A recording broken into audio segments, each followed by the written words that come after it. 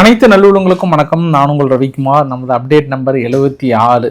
இப்போ நம்ம ஈரானுடைய வேவை பற்றி பேச வேண்டாம். ஏன்னா ஈரான் வந்து காலையிலேருந்தே அந்த அலைகளை நிறுத்திட்டாங்க. ஆல்மோஸ்ட் காலையில் 10 மணிலேருந்தே தனது தாக்கல் நிறுத்திட்டாங்க இந்திய நேரப்படி. பட் இவங்க இஸ்ரேலும் அமெரிக்காவும் இந்திய நேரப்படி ஒரு 1:30 வரைக்கும் தாக்கல் நிகழ்த்தியிருந்தாங்க. அதுக்கப்புறம் திடீர்னு நம்ம டேஷ் பேச்சு விடிஞ்சா போச்சுன்னு வருவார்ல ட்ரம்ப் அவர்கள், திடீர்னு ஒரு அனௌன்ஸ்மெண்ட்டை வந்து கொடுத்துட்டாரு. அவ்வளோதான், ஒரு 5 நாளைக்கு ஒரு ஓய்வுபா, கொஞ்சம் அமைதியாக இருங்க, அதுக்குள்ளே நாங்கள் பேச்சுவார்த்தை நடத்திட்டு இருக்கோம், அதனால இந்த தாக்குதலை கொஞ்சம் நிறுத்தி வைக்கிறோம் அப்படின்னு சொல்லியிருக்கிறார்.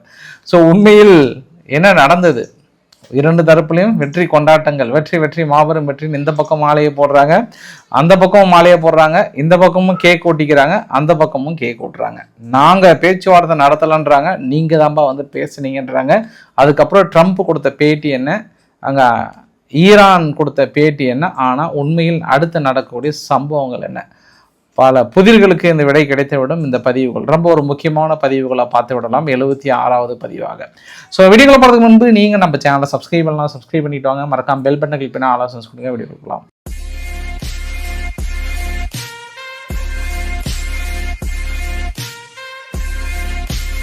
என்னுடைய 75வது அப்டேட், அதாவது முந்தைய அப்டேட் என்ன பண்ணேன், எல்லாம் சரி. காலையில் இஸ்ரேல் வந்து பெரிய தாக்குதல், இஸ்ரேல் பேச அமெரிக்கா வந்து மொத்தம் ஈரானுடைய ஒரு 10 நிலைகளை குறி வைத்து பெரிய தாக்கல் நிகழ்த்தியிருந்தாங்க. இன்றைக்கி காலையில் ஃபுல்லான தாக்கல் நடத்தின ஃபோட்டோ பதிவு எல்லாம் எடுத்து மறுபடியும் ஈரான் என்ன பண்ணாங்க, ஒரு 2 இடத்துல இஸ்ரேல் மீது தாக்கல் நடத்தினாங்க காலையில்.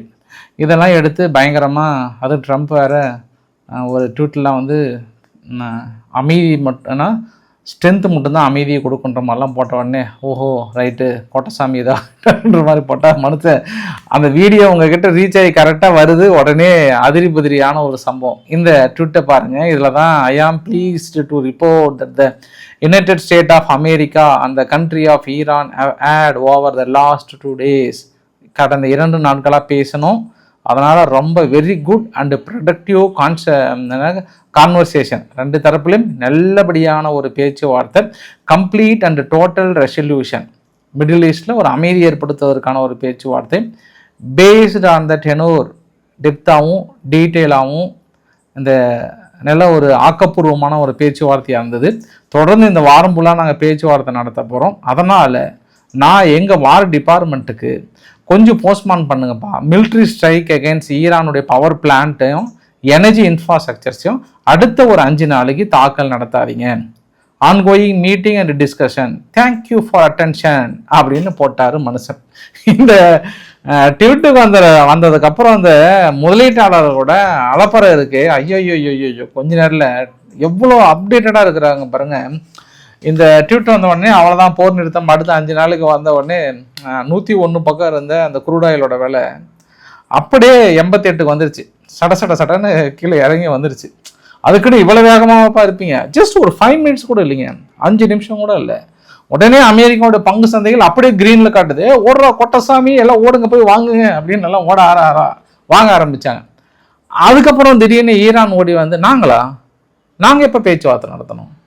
அப்படி ஒரு பேச்சுவார்த்தையை நாங்கள் நடத்தவே இல்லையே, எங்கள் தாக்குதல் தொடருங்க, அப்போல்லாம் வாய்ப்பு இல்லையா அப்படின்னு சொன்னோன்னே மறுபடியும் இந்த 88லேருந்து 92 பக்கம் போயிடுச்சு.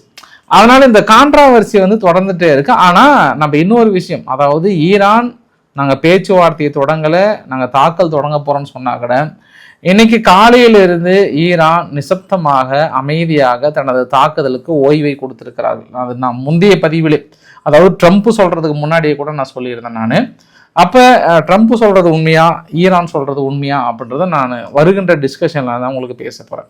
ஆனால் நான் தொடர்ந்து பல நாட்கள் எப்பவுமே பேசுவேன்.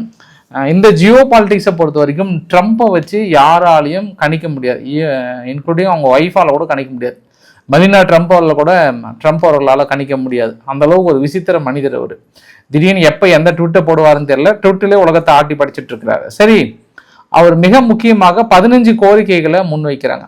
அதாவது என்னதான் ஈரான் வந்து பேச்சுவார்த்தை என்கிட்ட வந்து உக்காந்தாங்க பேசினாங்க அப்படின்னு சொன்னால் கூட உங்களுக்கு ஈரான் என்ன சொன்னாங்கன்றத சொல்கிறேன். ஃபஸ்ட்டு ட்ரம்ப் அவர்களோட முழு பேட்டியை அவங்ககிட்ட சொன்னால் தான் உங்களுக்கு கொஞ்சம் புரியும். 15 கட்ட இந்த பேச்சுவார்த்தையில் அவங்க என்ன மனநிலையில் இருக்காங்க, அமெரிக்கா என்ன மனநிலையில் இருக்காங்கன்னா, ஃபஸ்ட்டு ஒன்று, நியூக்ளியர் வெப்பன் அவங்கக்கிட்ட இருக்கக்கூடாது. நாட் ஈவன் க்ளோஸ், எந்த வகையிலுமே இருக்கக்கூடாது. மக்கள் பயன்பாட்டு இருக்கா, அது நாங்கள் பார்த்துக்கிறோன்ட்டாங்க. ரெண்டாவது லிமிட்டட் மிசைல் ஆக்டிவிட்டி 2. 3 வந்து மிடில் ஈஸ்டில் ஒரு பூ மலர்கின்ற சத்தம் கேட்குற அளவுக்கு ரொம்ப அமைதியாக, அப்படியே ஒரு பின்னு மேலேருந்து கீழே போட்டால் கூட சத்தம் வர அளவுக்கு அமைதி காக்க வேண்டும், அதுக்கு ஒத்துழைப்பு கொடுக்க வேண்டும். அப்புறம் நியூக்ளியர் மெட்டீரியலை வந்து எங்ககிட்ட சரண்டர் பண்ணிடணும்.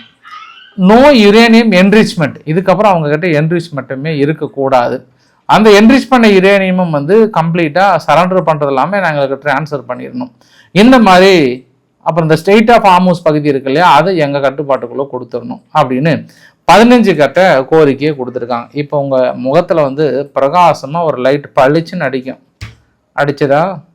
அதாவது ட்ரம்ப்போட கோரிக்கை வச்சதுக்கப்புறம் பிரகாசமாக லைட் அடிச்சுதா? சரி, இன்னொன்று நான் சொல்கிறேன். என்ன, நீங்கள் எத்தனை நாள் என் நியூஸை பார்த்துருப்பீங்க, அடுத்து என்ன நடக்கும்ன்றது நீங்கள் இந்த ஒரு வாரத்தை வச்சு ப்ரிடிக்ட் பண்ணியிருப்பீங்க. மறுபடியும் ட்ரம்ப்புக்கிட்ட கேட்குறாங்க, நாங்கள் பேச்சுவார்த்தை நடத்தணும், எல்லாம் ஒரு மோஸ்ட் ரெஸ்பெக்டட் பர்சன், ஒரு லீடர் எங்ககிட்ட வந்து கடந்த 2 நாளாக விக்ஸாப் அவர்கள்கிட்டே வந்து ஜெரால்டு குஷ்னர் அவர்கள்கிட்டே வந்து பேச்சுவார்த்தை நடத்தினாங்க. One of the respectable leader அப்படின்னா அவங்க யார் நீங்கள் சொல்கிறீங்க? Supreme leader Ayatollah Ali Khamenei Mustafa அவர்களை சொல்கிறீங்கன்னா அவர் இறந்துட்டாருங்க, அவர் உயிரோடு இல்லை, வேற நான் தலைவர் சொல்லிட்டு இருக்கேன், அவர் நான் தலைவராக கூட நான் ஏற்றுக்கல, நான் கன்சிடராகவே பண்ணல அப்படின்ட்டாரா? சரி, சம்பவம் அவங்க அடுத்த தலைவர் அனௌன்ஸ் பண்ணிட்டு அடுத்தடுத்து சொல்லிட்டு இருக்காங்களா? மற்றொன்று என்னென்னா, இப்போ ஓவராலாக நீங்கள் டீல் ஏற்படுத்துகிறீங்கள, ஐ மீன் உங்களுடைய கட்டுப்பாட்டில் தான் இருக்கணும்னு நீங்கள் நினைக்கிறீங்க ஓவரால் ஈரானே. ஏன்னா இப்போ அது உங்களுக்கு எப்படி சொல்கிறது, ரைட், வெனிசுலானுடைய ரோட்ரிகஸ் எப்படி அப்படியே அமெரிக்காவின் பேச்சை கேட்டு தனது முழுமையாக இனி என்னெல்லாம் சொல்கிறாங்களோ அதெல்லாம் நான் செய்கிறேன்னு சொல்கிறாங்கல்ல, அந்த மாதிரியான தலைவரை நீங்கள் யாரை ஈரானில் தேர்ந்தெடுக்க போகிறீங்க அப்படின்னா ஆப்ஷன் இருக்குது, நான் சொல்ல போகிறேன், ஆனால் காமினி கிடையாது, மற்றவங்களும் கிடையாது, நான் உங்களுக்கு சொல்கிறேன்.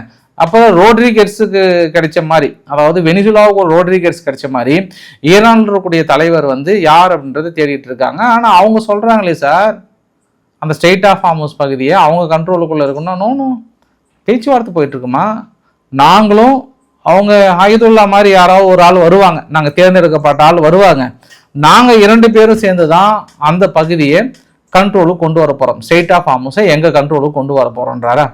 சரி பாஸ், இந்த என்ரிச் பண்ண யுரேனியத்தை வந்து நீங்கள் எப்படி டீலுக்கு வந்துடுவாங்க நீங்கள் நினைக்கிறீங்களா? வந்துடுவாங்களான்னா இட்ஸ் வெரி ஈஸி, அவ்வளோதான். நாங்கள் போனால் அது என்ரிச் பண்ண யுரேனியத்தை டீலுக்கு வந்துடுவாங்க, நான் போயிட்டு எடுத்துகிட்டு வந்துடுவோம். இதில் என்ன உங்களுக்கு இதாக இருக்குது? ரொம்ப வெரி வெரி ஈஸின்றார். ஏதோ அந்த மரத்தில் இருக்கிற வாழைப்பழத்தை, பழுத்த வாழைப்பழத்தை பறித்து வருவது போல் நாங்கள் பறித்து வந்து விடுவோம் என்று கூறுகிறார் ட்ரம்ப் அவர்கள். அப்புறம் இன்னொரு வார்த்தையும் சொல்கிறார். ட்ரம்ப் அவர்களோட கான்ஃபிடென்ட் இந்த இடத்துல பார்க்கணும். ஏன்னா we have had very very strong talks, அதாவது எங்கள் தரப்பில் ரொம்ப நாங்கள் ஸ்ட்ராங்காக ஒரு அது என்ன சொல்கிறது, ஒரு நிலைத்தன்மையோடு தான் நாங்கள் பேச்சுவார்த்தை நடத்துகிறோம். நீங்கள் வேணால் பாருங்கள், நீங்கள் மேஜர் பாயிண்ட் ஆஃப் அக்ரிமெண்ட் எல்லாமே கிட்டத்தட்ட ஒத்துக்க போகிறாங்க. நிறைய விஷயங்கள் வந்து அவங்க இந்த ப்ராப்ளத்தால் முடிவுக்கு வரப்போகுது கம்ப்ளீட்டாக. ஒரே ஒரு எக்ஸாம்பிள் சொல்கிறேன். 10 பில்லியனுங்க அங்கே பவர் ஸ்டேஷன், அவங்களோட எலக்ட்ரிக் ஜென்ரேஷன். இப்போ அதை உருவாக்குறதுக்கு 30 வருஷம் கஷ்டப்பட்டுருக்காங்க. அடித்தோம் அப்படின்னா மறுபடியும் அவங்க 40 வருஷம் பின்னோக்கி போயிடுவாங்க. அதை முழுமையாக உருவாக்குறதுக்கு 10 பில்லியன் தேவை. ஸோ எனக்கே தோணுச்சு, ஏன் தேவையில்லாமல் கொலாப்ஸ் பண்ணுன்றதுனால தான் ஒரு 5 நாள் இந்த கேப் கொடுக்குறேன். இந்த கேப்பில் அவங்க பேச்சுவார்த்தைக்கு வருவாங்க, இல்லைன்னா நான் அடிக்கிறேன்றார். ஸோ அந்த அந்த அமெரிக்கானுடைய அந்த இன்டென்ஷன் வந்து நம்மளுக்கு புரிய முடியுது. அதாவது இப்போ ஒரு செக் பாயிண்ட் மேலே ஒரு குண்டை தொங்க விட்டுட்டு உங்களுடைய எலக்ட்ரிக் ஜென்ரேஷன் நாங்கள் அடிக்க போகிறோம், வந்து பேச்சுவார்த்தை நடந்து எங்கள் தரப்பில் ஸ்ட்ராங்காக இருக்கிறோம், மறுபடியும் அதே கதை தான். அதாவது இதற்கு முன்பு என்ன விதமான பேச்சுவார்த்தை நடத்தினாங்களோ, இந்த தாக்குதல் எல்லாம் நடத்துவதற்கு முன்பு என்னவித அந்த 15 கட்ட பேச்சுவார்த்தை வைத்தார்களோ அதே அளவுக்கான பேச்சுவார்த்தை இந்த சீஸ்ஃபயர் அக்ரிமெண்ட்ல கண்டிப்பா ஒத்துப்பாங்க. இல்லை என்றால் ஈரான் 15 வருடங்கள் அடுத்த ஒரு 30 வருஷத்துக்கு பின்னோக்கி போயிடுவாங்க. கண்டிப்பா ஒரு 10 பில்லியனை வேஸ்ட் பண்ணக்கூடாதுன்னு நினைக்கிறேன். அந்த அடிப்படையில் தான் தாக்குதலை நிகழ்த்தவில்லை. எங்க பக்கம் அற்புதமான 2 பேச்சாளர்கள் இருக்கிறாங்க இந்த நெகோசியேஷன் நடத்துறதுக்குன்னு. ஒன்று அவரோட மருமகன், இன்னொன்று வந்து விக்ஸாப். இந்த 2 பேர் தான் நடத்துகிறாங்கன்றாங்க. நல்லா நடத்துவாங்க, அருமையாக நடத்துவாங்க. அடுத்தது நேராக அவங்க பேச்சுவார்த்தை நடத்துறதுக்கு முன்பு இஸ்ரேல்கிட்ட போய் ஆசீர்வாதம் வாங்கிட்டு வருவாங்க. அப்போ தெரியும் உங்களுக்கு பேச்சுவார்த்தை நடத்த போகிறாங்களா இல்லையா அப்படின்றத. இப்போ கேட்குறாங்க, நீங்கள் இண்டிவிஜுவலாக அனௌன்ஸ் பண்ணுறீங்களா? சப்போஸ் இது வந்து இஸ்ரேல் ஒத்துப்பாங்களா அப்படின்னா இஸ்ரேல் வெரி வெரி ஹாப்பி, ரொம்ப ஹாப்பியாக இருக்கிறாங்க, சந்தோஷமாக இருக்காங்க. அதர்வைஸ் அவங்களுக்கு என்னன்னு தெரியும், ஆனால் நான் சொன்னால் அவங்க கண்டிப்பாக கேட்டுப்பாங்க அப்படின்னு இவர் ஒரு வார்த்தை வந்து சொல்கிறார். அப்போ இவர் என்னதான் வெற்றின்னு கொண்டாடினாலுமே அமெரிக்காவுடைய மனநிலை என்னன்றதை நான் வெற்றியா தோல்வியா அப்படின்றத விட அமெரிக்காவுடைய மனநிலை என்னன்னு நம்ம புரிஞ்சுக்கலாம். அதுதான் ரொம்ப முக்கியம். அவங்களுடைய மனநிலை என்னன்னா, நீங்க இப்ப ஒத்து வரலன்னா மறுபடியும் உங்களுடைய மற்ற இன்ஃப்ராஸ்ட்ரக்சர்ஸ்லாம் பெண்டிங் இருக்கு, எல்லாத்தையும் தரமட்டமாக்கிடுவோம், வந்து பேச்சுவார்த்தை நடத்துங்க. ஆல்ரெடி ஒரு டீம் எங்ககிட்ட நடத்திட்டு இருக்கு, நாங்கள் யாருன்னா சொல்ல மாட்டோம், வில் கோயிங் நெகோசியேஷன் அப்படின்ற மாதிரிலாம் வந்து சொல்லி முடிச்சார். அப்போ நெதன்யாகு அவர்கள்கிட்ட கேட்குறாங்க, நீங்கள் ஈரான் பேச்சுவார்த்தையை பற்றி என்ன நினைக்கிறீங்கன்னா, கண்டிப்பாக ஈரானில் ஒரு பெட்டர் பிளேஸ் இருக்கும், நாங்கள் நடத்த தான் போகிறோன்றாங்க. இப்போ எகைன் கம் டு ஈரான்கிட்ட இந்த வந்த உடனே ரொம்ப தெளிவாக சொல்லிட்டாங்க, நாங்கள் யாருமே பேச்சுவார்த்தை நடத்தலைங்கன்றாங்க. யாருமே நடத்தவே இல்லை, அப்படி ஒரு சம்பவமே இல்லை. ஒருவேளை வேற யாராவது ஒருத்தர் இந்த ஆதார் கார்டு மாதிரி ஃபேக்காக ஆதார் கார்டு கட்டி ஐயா நான் வந்து ஈரான்காரன் தான் அப்படின்னு மாறு வேஷத்தில் போயிட்டு ட்ரம்ப் கிட்ட பேசியிருப்பாங்களா? ஏன்னா ஈரான் தரப்புல இருந்து ஒரே ஒரு ஆள் கூட நாங்கள் போகலை, நாங்கள் பேச்சுவார்த்தையும் நடத்தலை அப்படின்னு சொல்கிறாங்க. ஆனால் அப்படி சொல்கிற ஈரான் அமெரிக்கா அனௌன்ஸ் பண்ணதுக்கப்புறம் இன்ன வரைக்கும் தாக்கல் இல்லை. இதுக்கு முன்னா கூட அது இதுவும் தாக்கல் நடத்துவாங்க, பட் இப்போ ஹோல்டு பண்ணி வச்சுருக்காங்க. ஏன்னா அவங்கள வந்து அடிக்கலை, ஏன்னா இன்னும் கொஞ்சம் அப்படியே ஹோல்டில் இருக்காங்க, அது காலிலேருந்தே பார்க்க முடியுது. ஆனால் என்னதான் இருந்தாலும் ஃபைனலாக ஒரு வார்த்தை சொல்கிறாரு ஆராய்ச்சி அவர்கள் வந்து ஒரு வார்த்தை வந்து சொன்னார். என்னென்னா, அந்த டென்ஷனை வந்து டிக்ரீஸ் பண்ணுறதுக்கு வேணால் நாங்கள் பேசணுன்ற மாதிரி சொல்கிறாரு. அதுவுமே அவர் டைரெக்டாக சொல்லலை, பட் வந்து அல் அரேபியா இங்கிலீஷ் சேனல் தான் அவங்க வந்து சொல்லியிருக்காங்க. பட் CNN மற்ற பத்திரிகைகள்லாம் வந்து நான் நேரடியாலாம் பேச்சுவார்த்தை நடத்தலை, பட் டென்ஷனை குறைக்கணுன்றதுல ஒரு ஆங்கிள் இருந்தது எங்களுக்கு அப்படின்ற மாதிரி சொன்னார். பட் என்ன டென்ஷன் குறைச்சாங்க, பட் என்னன்னு தெரியல, யார் சொல்கிறாங்கன்னு தெரியல. ஏன்னா காலையிலேருந்து 2 பதற்றம் வந்து தொற்றிக்கொண்டே இருந்தது. அடுத்த 48 மணி நேரத்தில் அவரால் தாக்கல் நடத்த போகிறாங்க, முடிய போகுதுன்னு சொல்லிட்டு மறுபடியும் ஒரு டீசாலினேஷன் பிளான்ட்டினுடைய வரைபடங்கள்லாம் வெளியிட்டு அதெல்லாம் அடிக்க போகிறோன்னு சொல்லி இந்த வரைபடம்லாம் நம்ம பெரிய அளவுக்கு மறுபடியும் ஷேர் பண்ணலான்னு வைத்திருந்த வரைபடம் தான் இது.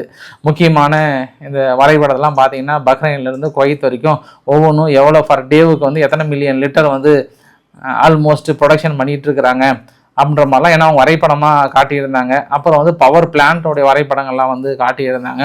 ஆனால் ட்ரம்ப் அனௌன்ஸ் பண்ண அந்த 1 மணி நேரத்துக்கு அப்புறம் கூட இஸ்ஃபஹான் மற்றும் இன்னும் ஒரு 3 இடத்துல வந்து இஸ்ரேல் தாக்கல் நிகழ்த்தியிருந்தாங்க. அதையுமே பார்க்க முடிஞ்சதுன்றது கூடுதல் தகவலாக பார்க்க முடிகிறது. ஆனால் இந்த யுத்தகலம் என்பது யாருக்கு யார் இழப்புகள் அப்படின்னா, ஒரு தலைவர் போனால் இன்னொரு தலைவர் அந்த பதவிக்கு வந்துடுவாங்க. ஏன்னா அடுத்து அவங்க அந்த ஹாஸ்பிட்டலில் தாங்கிறாங்க. ஏன்னா ஒரு மண்ணை கட்டி காக்கின்ற ஒரு பூமிக்கு வந்து ஒரு தலைவர்கள் மட்டுமே நம்பி இருக்கக்கூடிய தேசம் இல்லை. தலைவர்கள் மட்டுமே நம்பி இருந்த தேசம் என்றால் அந்த தேசம் வீழ்ந்துவிடும். அடுத்த தலைவர்களை உருவாக்க வேண்டும் அல்லவா? அதனால் அடுத்த தலைவர்கள் வருகிறார்கள், அது ஒன்றும் பிரச்சனை இல்லை. ஆனால் மறுபடியும் அவங்களுடைய நேவல் பேஸில் இருந்து மீதி நிறைய இன்ஃப்ராஸ்ட்ரக்சர்ஸ் இந்த பக்கம் இழந்திருக்காங்க. அமெரிக்கா இஸ்ரேலுடைய கர்வத்தை உடைச்சிருக்கிறாங்க. அமெரிக்காவுடைய போர் விமானங்கள் F-15 இழந்திருக்கிறாங்க. F-35 வந்து ஆல்மோஸ்ட் அவங்க இழந்துட்டதால 80% பக்கம் சொல்கிறாங்க. பட் இன்னும் எனக்கு ஆதாரம் கிடைக்கல. ஆனால் F-15 மீதியெல்லாம் இழந்தது உண்மைதான். அமெரிக்கானுடைய MQ-9B அந்த ட்ரோன் இருக்கு இல்லையா, அந்த ட்ரோன் வந்து ஆல்மோஸ்ட் 15க்கு மேலே சுட்டு வீழ்த்திட்டாங்க. இஸ்ரேலினுடைய 900 ஹெர்மஸ் 18 சுட்டு வீழ்த்தி இருக்கிறாங்க. இந்த மாதிரி அவங்கவுங்க கர்வத்தை உடைச்சிருக்காங்க. அவங்களுடைய வான்தடுப்பு சாதனங்கள், ரேடார் சிஸ்டம், இது எல்லாத்தையும் அடிச்சிட்டாங்க. ஈராக்கிலிருந்து அமெரிக்க நிலைகளே வெளியே ஓடுற அளவுக்கு பண்ணிட்டாங்க. நேட்டோ நாடுகளே தெரிச்சு ஓடுற அளவுக்கு வந்து பண்ணிட்டாங்க. அந்த டாமினேஷன் வந்து என்னதான் இவங்க ஈரானுக்கு டஃப் கொடுத்துட்டே இருந்தாலுமே ஈரான் பதிலுக்கு வந்து பெரிய அளவுக்கு டஃப் கொடுத்துட்டே இருந்தாங்க. ஸோ இழப்புகள் என்பது ஒரு தரப்பில் கொண்டாட வேண்டிய இது வெற்றியெல்லாம் கிடையவே கிடையாது. வெதர் இஸ்ரேல் கேக்கு ஊட்டிட்டு கொண்டாடுற அளவும் கிடையாது, ஈரானும் கேக்கு ஊட்டி கொண்டாடுற அளவுக்கான வெற்றிகள்லாம் கிடையாது. எதிரிகள் பயந்து ஓடி விட்டார்கள் அப்படின்னா இதில் இஸ்ரேல் அந்த கான்ஃபிடென்ட்டை இழந்திருக்கான்னா இஸ்ரேல் இழக்கலை, ஈரானும் இழக்கலை, அமெரிக்கா மட்டும்தான் இப்போ நடுவில் தனது கான்ஃபிடென்ட்டை தேவையெல்லாம் வந்து தலையிட்டுட்டோமோ அப்படின்ற கான்ஃபிடென்ட்ல ஓரமாக நிற்கிறாங்க. இப்போ இன்னொரு ஆங்கிள் கூட என்ன, நம்ம 2-3 அடுத்த சம்பவங்களாக பார்க்கும்போது உங்களுக்கு முந்தைய பதிவில் 75வது அப்டேட்டில் உங்ககிட்ட ஒரு வார்த்தை சொன்னேன். பெரிய அளவுக்கான ஆயுதங்கள் வந்து குவிந்து இருக்கிறது, வந்து கொண்டு தான் இருக்கிறது. இப்போ கூட மிடில் ஈஸ்ட்ல வந்துட்டு தாங்க இருக்கு, அது எந்த மாற்று கருத்துமே இல்லை. மீண்டும் அதே அளவுக்கான ஆயுதங்கள் வந்து குவித்து கொண்டிருக்கிறது, அடுக்கி கொண்டிருக்கிறது அமெரிக்கா. சம்பவம் நம்பர் 1. சம்பவம் நம்பர் 2, அந்த ஃபோர்டு ஜெரால்டா ரைட்டு, இந்த ஆப்ரேஷன் எஃபிக் ஃபியூரியில் கலந்துக்கிட்ட USS ஜெரால்ட் ஆர் ஃபோர்டு என்ன பண்ணிட்டாங்க, அது பழுது பார்ப்பதற்காக கிளம்பி போய் அமெரிக்காவே சேர்ந்துடுச்சு. அதனால் அந்த இடத்த ரீப்ளேஸ் பண்ணுவதற்காக அடுத்த ஒரு போர்க்கப்பல் ஜார்ஜ் HW புஷ் அது வர்றதுக்கு ஒரு 4-5 நாள் ஆகுது அந்த இடத்துக்கு வந்து சேர்றதுக்கு. அவங்க அமெரிக்கா தரப்பில் என்ன சொல்கிறாங்கன்னா, அது லாண்ட்ரியில் ஏற்பட்ட தீ விபத்து, ஏற்கனவே 600க்கும் மேற்பட்ட வீரர்கள் இடம் மாறிட்டோம், அதனால் அதை கொண்டு போகிறோம் அப்படின்னு சொல்கிறாங்க. பட் ஈரான் தரப்பில் நாங்கள் நடத்தப்பட்ட தாக்கல் தான் போய் சொல்கிறாங்கன்றாங்க. இனியும் ஏதோ மூழ்காமல் இருந்து போய் சேர்ந்துருக்குன்றாங்க. அவங்க அங்கே சேர்ந்துட்டு அதுக்கப்புறம் ரிப்பேர் பண்ணும்போது தான் தகவல் அங்கேருந்து கசியும். ஆனால் இப்போ அடுத்த கப்பல் வந்து சேர்றதுக்கு அப்போ ஒரு 5 நாள் ஆகுதா. இன்னொன்று என்னென்னா, இந்த 5 நாள் கேப்பில் வந்து அவங்க இழந்த அந்த ரேடார் சிஸ்டம், அந்த THAAD, அப்புறம் இந்த வான்தடுப்பு சாதனங்கள்லாம் போர்க்கால அடிப்படையில் அவங்க ரெடி பண்ணணும். இப்போ எல்லாமே மறுபடியும் போர்க்கால அடிப்படையில் மறுபடியும் ஒரு தயார் நிலையில் இருக்காங்க. இப்போ இஸ்ரேல் அமெரிக்காவை என்ன நினைக்கிறாங்கன்னா, ஈரான் கிட்ட இருக்கக்கூடிய ஆயுதங்களை பெருளவுக்கு நம்ம குறைச்சிட்டோம், இனி அடுத்த கட்டம் சப்போஸ் 5 நாள் கழிச்சு ஸ்டார்ட் பண்ணாலும் ஓரளவுக்கு சமாளிக்கிற அளவுக்கு வான்தடுப்பு சாதனங்களை ரெடி பண்ணும் அப்படின்னு நினைக்கிறாங்க. பட் அவங்க ஒரு அமுத சொரிப்பி மாதிரி, எந்த மலையில் எந்த இடத்துல ஆயுதங்களை வைத்திருக்காங்கன்னு தெரியாது, அது தொடர்ந்து வந்துட்டு தான் இருக்கும். அதனால இந்த பேச்சுவார்த்தை என்பது எனக்கு தெரிஞ்சு 5 நாளைக்கு மேலே தாங்காது. 5 நாளை வரைக்கும் தாங்கினாவே பெரிய விஷயம்தான்.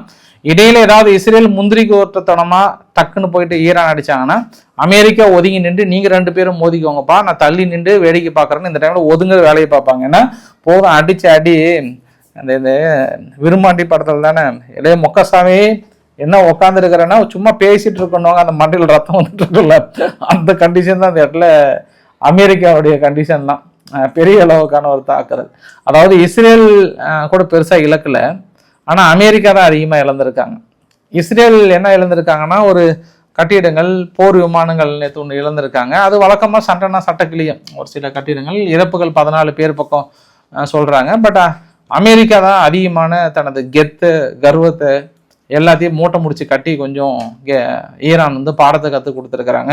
வெறும் வாயில் மட்டும் ட்விட்டரில் மட்டுமே வந்து இது பண்ணிட முடியாது அப்படின்றதுல இன்னொரு ஆங்கிளில் சொல்லி புரிய வச்சிருக்கிறாங்க அமெரிக்காவுக்கு. அதையும் தாண்டி அடுத்த தடவை வந்துன்னா அமெரிக்கா கொஞ்சம் கேர்ஃபுல்லாக இருப்பாங்க. இந்த தடவை நேட்டோ நாடுகள் வேற வந்து உதவி செய்யலை. அதனால தான் இன்னைக்கு லாஸ்ட்டாக கூட ஒரு மிசைல்ஸ் மேலே ஒட்டி ஒரு ஃபோட்டோ ஒன்று வெளியிட்டிருந்தாங்க ஈரான் தரப்பில். ப்ளீஸ் ஹெல்ப் மீ, இந்த ஸ்டேட் ஆஃப் ஹார்முஸ் ஈரான் கிட்ட எங்களை காப்பாற்றுங்க அப்படின்ற மாதிரிலாம் போட்டிருந்தாங்க. அமெரிக்காவை பயங்கரமாக ஓட்டிகிட்டு இருந்தாங்க, ஈரான் தரப்புல இருந்து பயங்கரமாக ஓட்டிகிட்டு இருந்தாங்க. ஆனால் அவங்க என்னதான் ஈரான் தரப்பில் கேக்கு ஊட்டி பெரிய அளவுக்கு செலிப்ரேட் பண்ணாலுமே ரொம்ப உயர்ந்த தலைவர்கள் நிறைய அவங்க இழந்துட்டாங்க, நிறைய இழந்துட்டாங்க. அவங்க இப்போ எண்ணி அவங்க கிட்ட சொல்லணும்னா பெசஸ்கியன் இருக்கிறாரு, அராக்சி இருக்கிறாரு, அவ்வளோதான். நல்லா நம்மளுக்கு தெரிந்த தலைவர்கள் அவ்வளோதான், மீது யாருமே பெருசாக இல்லை. அப்புறம் பார்லிமெண்ட் ஸ்பீக்கர் ஒருத்தர் இருக்கிறார், அவர் கொஞ்சம் அடிக்கடி கொஞ்சம் வெறித்தனமாக பேசுவார் கூட. மற்றபடிலாம் பெருசாலாம் இல்லை. அவங்களுடைய ஹெட் குவார்ட்டர்ஸ்ல இருந்து ஈரான் பெரும்பாலான அரசு கட்டிடங்கள், IRGC கட்டிடங்கள் எல்லாம் நிறைய இழந்துட்டாங்க.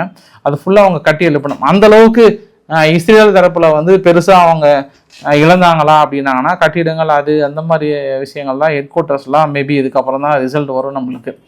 பட் ஈரான் மறுபடியும் கட்டி அமைக்கணும்னா கொஞ்சம் பெரிய அளவு டைம் ஆகும். பட் இவங்க பொருளாதார தடையை நீக்கிறாங்களா, மறுபடியும் தொடர போகிறாங்களான்றதை நம்ம பொறுத்திருந்து பார்க்கணும். இன்பிட்வீன் கேப்பில் இந்தியாவுக்கு வந்து மிகப்பெரிய நன்றி சொல்லியிருந்தார் பெசஸ்கியன் அவர்கள். தொடர்ந்து எங்களுக்கான உதவிகளை இந்தியா செய்து கொண்டிருக்கிறது, அது எப்பொழுதும் நாங்கள் நன்றி கடன் பட்டிருக்கிறோன்ற மாதிரி தான் சொன்னாங்க. ஃபர்ஸ்ட் போர் ஆரம்பிக்கும் போது UAE மீது 541 ட்ரோன் பக்கம் தாக்கல் நிகழ்த்தியிருந்தாங்க, 165 மிசைல்ஸ் மேலே அடித்தாங்க. பட் ஆனால் இப்போ கடைசி நாளாக பார்க்கும்போது 23ஆம் தேதி 16 UAE 7 பேலஸ்டிக் மிசைல்ஸ் லாஸ்ட்டாக நேற்று நைட் அனுப்பினதாக வந்து சொல்கிறாங்க. ஸோ இதுதான் அவங்களுடைய லாஸ்ட் அட்டாக். இதுக்கப்புறம் என்ன நடக்க போகுதுன்னு பார்க்கலாம். மறுபடியும் உங்களுக்கு நாளைக்கு காலையில் உங்களுக்கு அப்டேட் கொடுக்குறேன். நம்ம அப்டேட்லாம் உங்களுக்கு எந்த பிரச்சனையும் இல்லை, அதே அளவுக்கு தொடரும். மேபி காலையில் நைட் வேணால் ஒரு இது மட்டும் நான் நிறுத்திடுறேன். அந்த 5 டேஸ்க்கு அதுக்கப்புறம் என்ன பேச்சுவார்த்தை நடக்கிறதுன்னு நம்ம அவங்களோட பயணிக்க வேண்டாமா, போய் டீயை காஃபி குடிக்க வேண்டாமா, அந்த டீயை குடித்து விட்டு என்ன நடக்குதுன்னு சொல்ல வேண்டாமா. பட் எனக்கு ஒரு பெரிய ரிலீஃப், நானும் வந்து உங்ககிட்ட சொல்லிட்டே இருந்தேன்னு நினச்சேன். காலையில் விடிய காலம் 5 மணிக்கு எந்திரிப்பேன், நைட்டு 12:30 போய் படுக்கிறேன். ஒரு மாதிரி மென்டலி நான் ரொம்ப ஃபீல் பண்ணேன், எப்படா கொஞ்சம் கேப் வரும்னு சொல்லிட்டு ரியலாகவே இப்போ ஒரு 4-5 நாளாக வந்து ஐ ஃபீல் ஸோ டயர்ட். நான் வந்து ரொம்ப லேட்டாக போகிறதுக்கான காரணமும் அதுதான். எப்படா இது ஓய்வு கிடைக்கணும், வீட்லேயும் ஒரு மாதிரி இதாகிட்டாங்க. அதனால் எனியோ தேங்க்ஸ் டு கேப் ஒரு 5 நாள் கொடுத்துருக்காங்க. அப்போ ஒரு சில அப்படி குறைச்சிக்கலாம். இருக்கிற தகவல்களை சுவாரஸ்யமாக இருக்கும் பட்சத்தில் இன்னும் எங்கெங்கே எங்கெங்கே இழப்புகள் மறுபடியும் கட்டி அமைக்க முடியுமா முடியாதா, இன்னும் ஒரு 2-3 நாள் பயணம் இருக்குது பாரு, ரொம்ப முக்கியமான பயணம். சேட்டலைட் இமேஜஸோட உங்களுக்கு ரொம்ப கம்பேர் பண்ணி நிறைய விஷயங்களை சொல்கிறேன். ஆர்கே சேனலில் காலையில் 6 மணிக்கு வெளியிடுறேன். ஏன்னா உக்ரைன் வந்து அங்கே மாஸ்கோ பக்கத்தில் ஒரு பெரிய இடத்துல செயின்ட் பீட்டர்பர்க் பக்கத்தில் ஒரு தாக்கல் நிகழ்த்தியிருந்தாங்க. பதிலுக்கு பெரிய அளவுக்கான அரசியல் நிலவரங்கள் இருக்குது. காலைல 6 மணிக்கு நான் உங்களுக்கு வெளியிடுறேன் நான். பட் தங்கத்தோட நிலமா நினச்சா தான் கொஞ்சம் கவலைகரமாக இருக்குது. ஏதோ கொஞ்சம் சற்று ஆறுதலாக இருந்தது இந்த போர் காலத்தில், கொஞ்சம் ஏதோ குறையுதுன்ற மாதிரி நினச்சோம். 1,10,000 ரூபாய் பக்கம் வந்தது. மனுஷனுங்க இந்த அரை மணி நேரம் கேப்பில் மறுபடியும் 5,300 ரூபாய் ஏற்றிட்டாங்க. நாளைக்கு கடுமையாக ஏறப்போகுது தங்கத்தோட விலை. அதுவுமே ஒரு கூடுதல் தகவல். ஏன்னா ஒரு 5 நாளைக்கு மறுபடியும் ஏற்றுவாங்க. அதுக்கப்புறம் என்ன ஆகுதுன்னு பார்க்கலாம். ஆனால் அந்த பேச்சுவார்த்தை சக்ஸஸ் ஆகாது, பெருசாக இருக்கும். பட்டு பெரிய அளவுக்கான தலைவர்கள் அந்த அளவுக்கு இல்லாததுனால மேபி பெசஸ்கியன் அவர்களே அவங்க அமெரிக்கானுடைய ஒரு அஸ்தான தலைவராக உட்காரிக்கிற மாதிரி கேள்விப்பட்டேன். அதாவது ரோட்ரிகஸ் மாதிரி. அது எந்த அளவுக்கு இருக்குன்றதை நம்ம பார்க்கலாம். நம்ம வாங்க நண்பர்களே, முடிச்சுக்கொள்ளலாமா? நன்றி வாக்காளர் பெருமக்களே. எலெக்ஷனில் சந்தோஷமாக இருங்க. ஸோ பிடிச்சிருந்தா லைக் பண்ணுங்கள், ஃப்ரெண்ட்ஸுக்கு ஷேர் பண்ணுங்கள், சப்ஸ்கிரைப் பண்ணுங்கள். ரவிக்குமார் சோமு சேனல். நன்றி, வணக்கம்.